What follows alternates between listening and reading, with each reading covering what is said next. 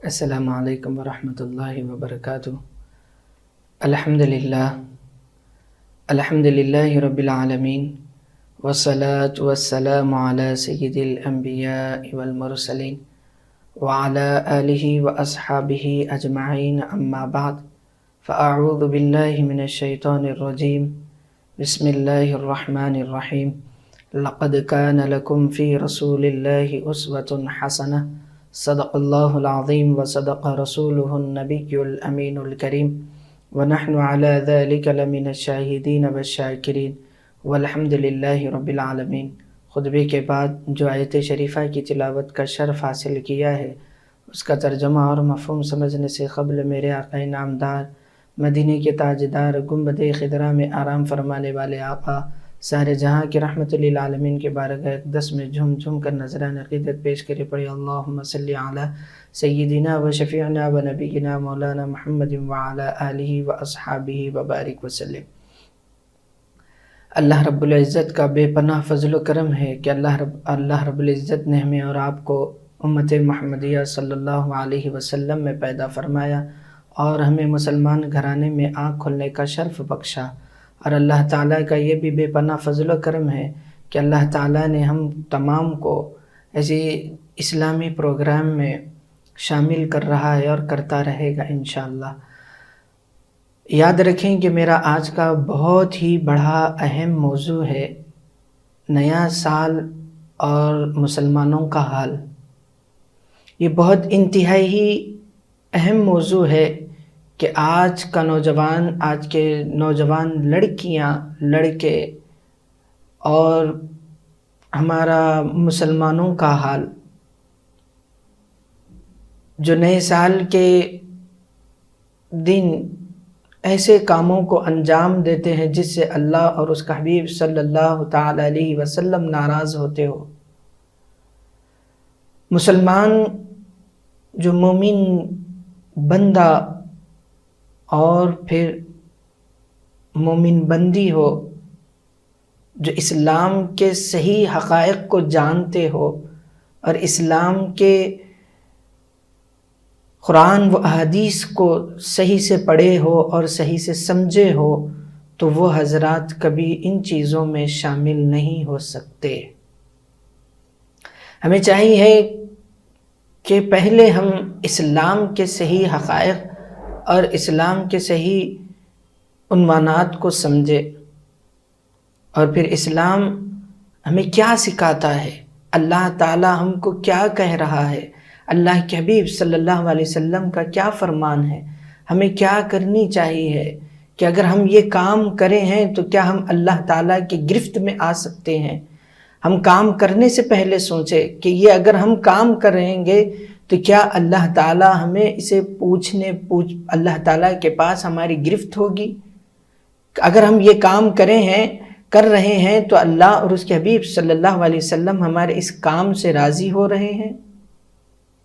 تو اگر اللہ اور اس کے حبیب صلی اللہ علیہ وسلم راضی ہوتے ہوں تو آپ ایسے کام کو برسر موقع انجام دیں، اور ایسے کاموں سے ہم تمام کی اور ہمارے آنے والی نسلوں کی بھی اللہ تعالیٰ حفاظت کرے، ایسے کام سے کہ جس سے اللہ اور اس کے حبیب صلی اللہ تعالیٰ علیہ وسلم ناراض ہوتے ہو۔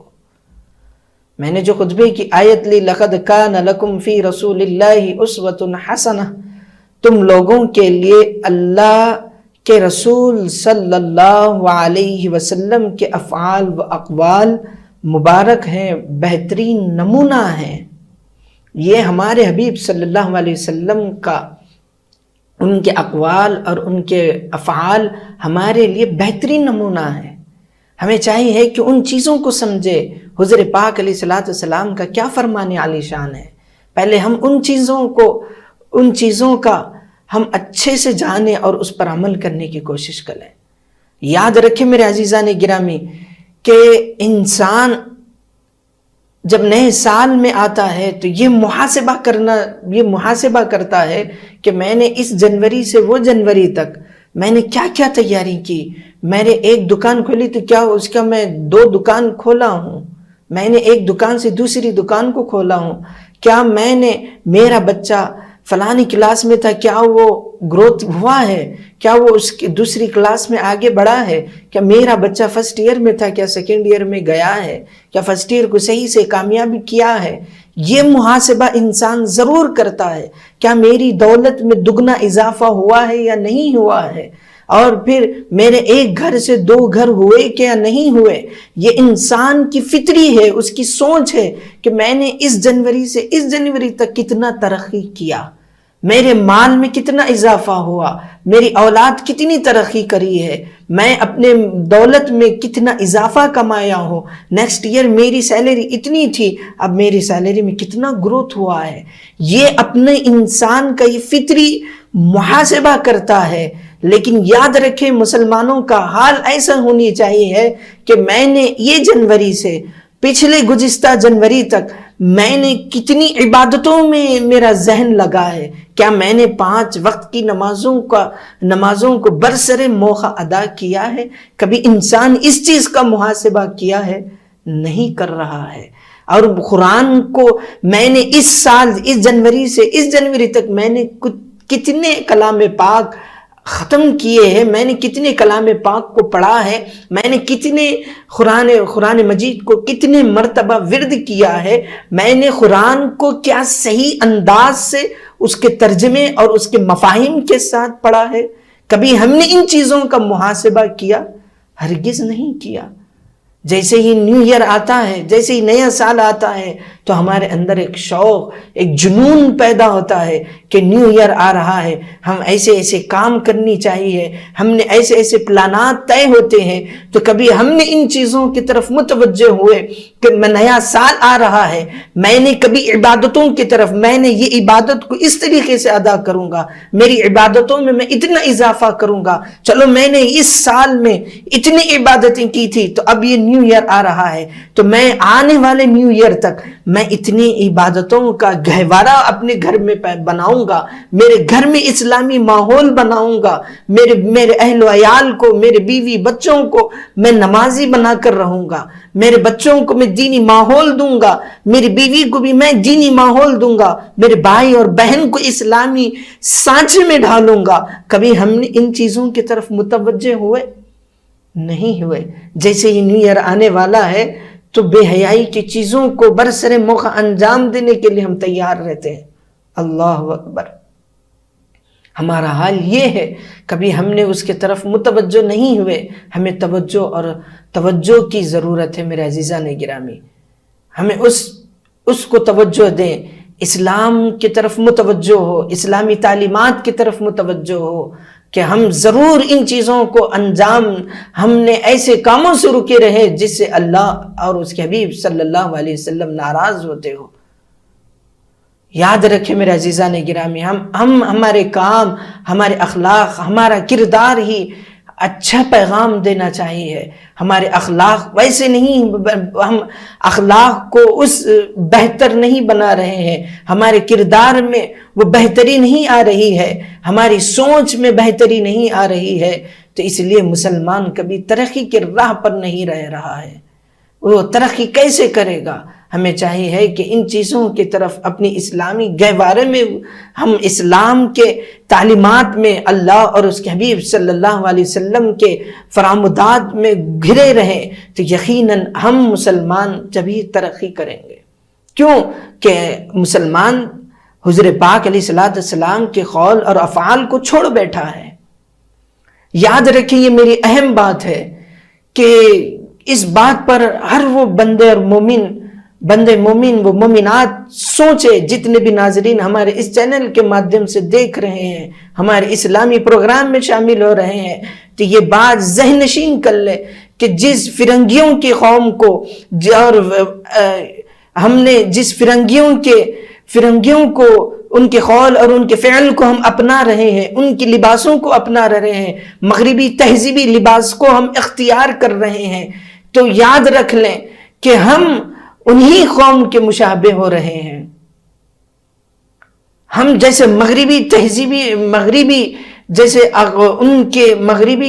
تہذیب کو اپنا رہے ہیں، فرنگیوں کی تہذیب کو اپنا رہے ہیں.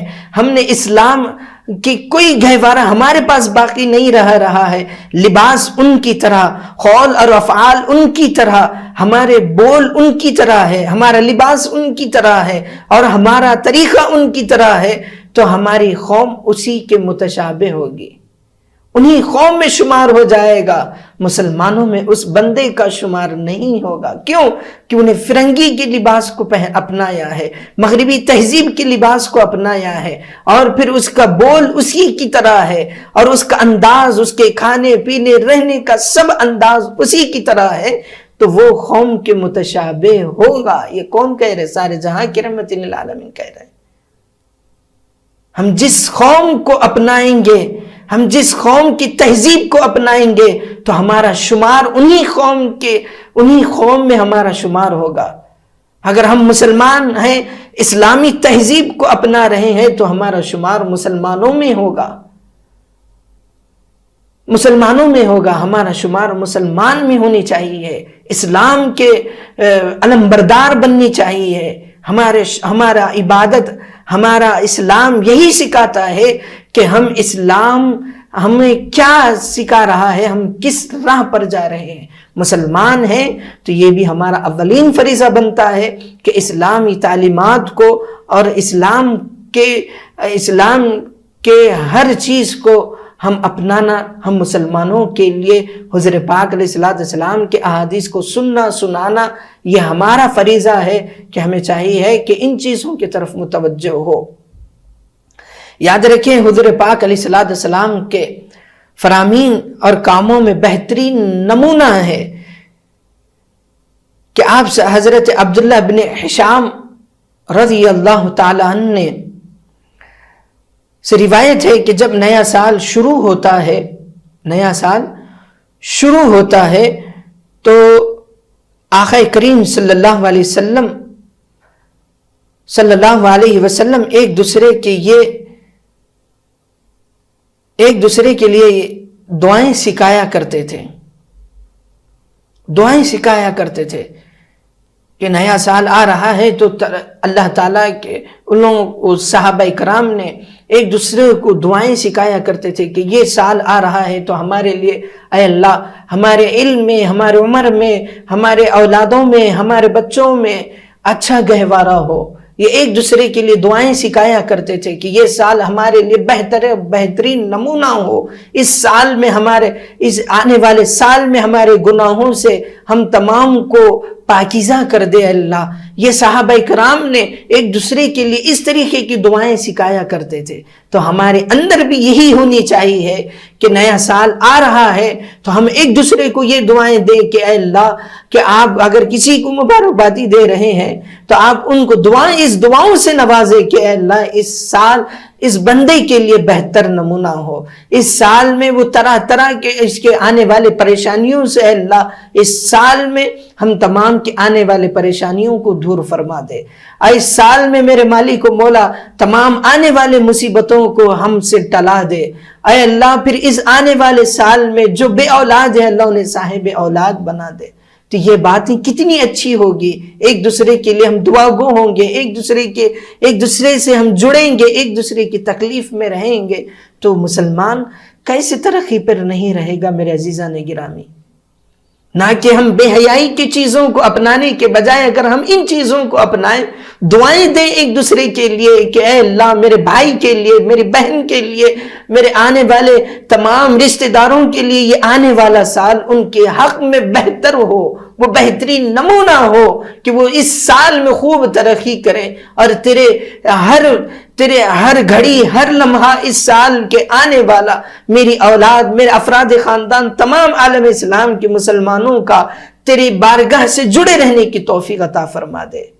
اگر ہم یہ دعائیں کریں تو کتنا بہترین انداز نہیں ہوگا ہمارے سے. ہم ایسے کام کو انجام دیں گے تو مسلمان کیسے ترقی نہیں کرے گا میرے عزیزان گرامی.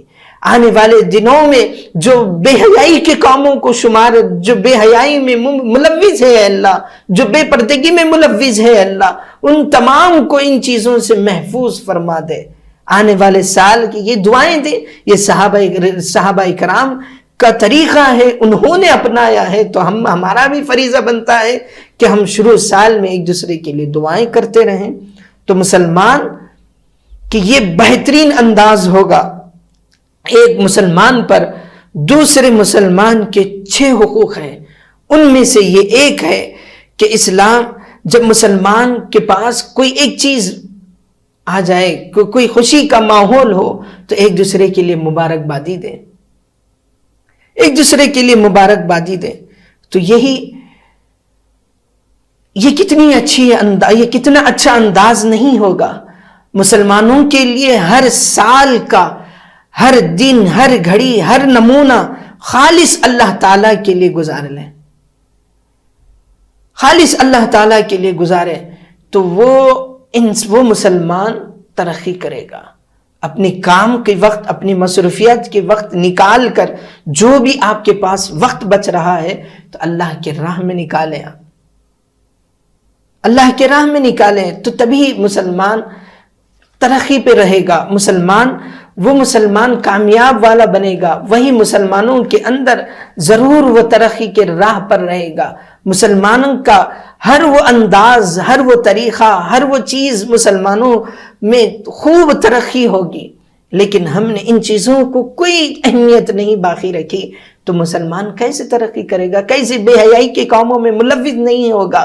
سب سے پہلے تو ہم نے دین اسلام کو ہمارے اندر سے خارج کر دیا ہے، ہمارے اندر سے نکال دیے ہیں۔ حضور پاک علیہ السلام کے فرامودات کو ہم نے نکال پھینک دیے ہیں، ہم نے حضور پاک علیہ السلام کے احادیث کو، حضور اللہ تعالیٰ کے فرامودات کو، اللہ تعالیٰ جو کا بیان کر رہا ہے، ہم نے ان ساری چیزوں کو پس پش ڈال دیا۔ حضور پاک علیہ السلام کا فرمان ہے، قیامت کے دن بندے کے ذرہ برابر بھی قدم لڑکھڑائیں گے نہیں۔ یہ حدیث غور سے سنیں کہ حضور پاک علیہ السلام کا فرمان عالی شان ہے کہ قیامت کے دن بندے کے قدم ذرہ برابر بھی لڑکھڑائیں گے نہیں۔ کیوں؟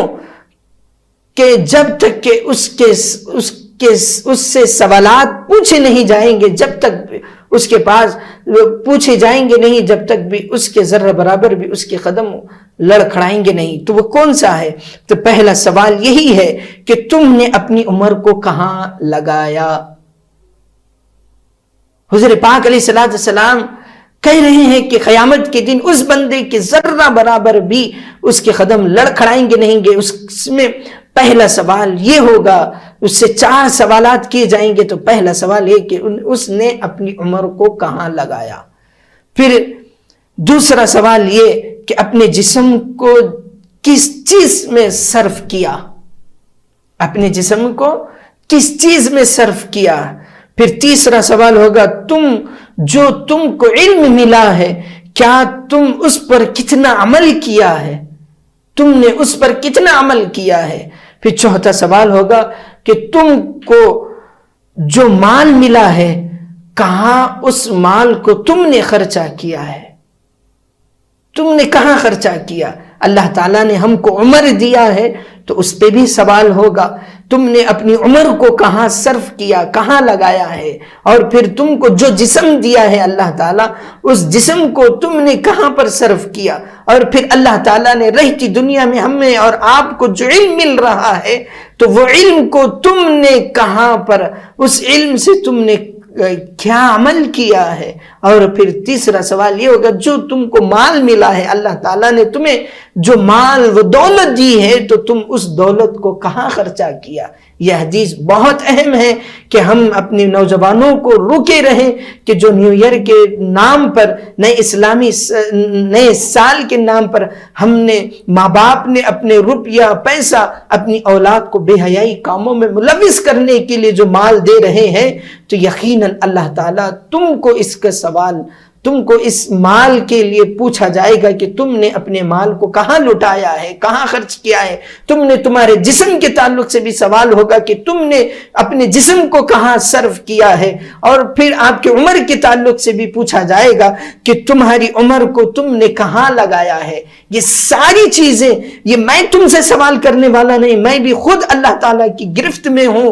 اللہ تعالیٰ تم سے پوچھے گا، عمر کے بارے میں، جسم کے بارے میں، مال کے بارے میں، دولت کے بارے میں پوچھے گا تو تمہیں ضرور اللہ تعالیٰ کے سامنے اس کا جواب دینا ہے۔ تو آپ کھڑے اترنا ہے، اس سوال کے جواب میں کامیابی حاصل کرنا ہے۔ تو ہم ایسے بے حیائی کے کاموں میں بے حیائی کی چیزوں میں ہم رکے رہے۔ نیو ایئر کے نام پہ آج مسلمان نوجوان، مسلم لڑکیاں کتنے بے حیائی کے کاموں کو انجام دینے کے لیے جاتی ہیں۔ تو ہمیں چاہیے کہ والدین اور ان سرپرست حضرات سے خواہش ہے کہ ہم ایسے چیزوں سے اپنی اولاد کو روکے رکھیں، اپنے بچیوں کو روکے رکھیں۔ اور پھر نیو ایئر ہے، آپ منانا ہی چاہتے ہیں تو اس انداز سے بنائیں۔ میری ایک بات، چھوٹی سی بات لے لیں کہ ہم اس طریقے سے بنائیں کہ ہم ایک دوسرے کے لیے دعا گو کرتے رہیں کہ اللہ یہ آنے والا سال میری بچی کے حق میں اچھا بنا دے۔ میرے ایک دوسرے کے لیے دعا گو رہے کہ یہ آنے والا سال مالک مولا ہم تمام کو، اس سال میں ہم تمام کو رحمت والا، عظمت والا مہینہ بنا دے۔ اے اللہ آنے والے سال کے تمام پریشانیوں اور مصیبتوں کو، مصائبوں کو ہر مسلمان کو اس چیز سے نجات دلا دے۔ اے اللہ ہم تمام کو تیرے حبیب پاک علیہ السلام کے بتلائے ہوئے طریقے پر اپنی زندگی بسر کرنے کی توفیق عطا فرما۔ اس طریقے کی دعا کرتے رہیں۔ اور پھر ہمارا بھی اولین فریضہ بنتا ہے کہ نیو ایئر کے نام پہ غیر شرعی امور کے کام کو انجام نہ دیں، اور پھر جس سے اللہ اور اس کے حبیب صلی اللہ علیہ وسلم ناراض ہوتے ہو تو ہم مسلم لڑکے لڑکیاں اس چیزوں سے محفوظ رہیں۔ آج تک کہ ہم کو اجازت دیں، پھر ملیں گے انشاءاللہ نئے عنوان کے ساتھ۔ ہم تمام کو اور ہماری تمام ٹیم کو اجازت دیں، اور ہم تمام کے لیے بھی اور ہمارے تمام ٹیم کے لیے بھی دعا گو رہیں کہ ہم تمام کے لیے بھی آنے والا سال رحمتوں کا، برکتوں کا مہینہ رہے۔ السلام علیکم ورحمۃ اللہ وبرکاتہ۔